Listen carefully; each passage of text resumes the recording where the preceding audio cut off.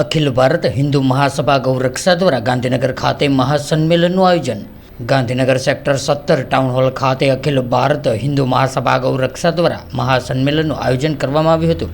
જેમાં આ કાર્યક્રમ અંતર્ગત અખિલ ભારત હિન્દુ મહાસભા ગૌરક્ષાના નવા કાર્યાલયનું ઉદ્ઘાટન પણ રાષ્ટ્રીય અધ્યક્ષ શ્રી ડૉક્ટર મુન્નાર કુમાર શર્મા દ્વારા કરવામાં આવ્યું છે તથા doctor Binaben Patel Lions club Ahmedabad સિટીના પ્રેસિડેન્ટ તથા મેટ્રો કલ્ચર ક્લબના ચેરમેન અને જાણીતા લેખિકા છે. તેમના દ્વારા લખાયેલા દિવ્ય ઔષધીય દાત્રી ગાય માતા પુસ્તકનું લોકાર્પણ પણ આ સમારંભમાં અધ્યક્ષશ્રીના હસ્તે કરવામાં આવ્યું હતું.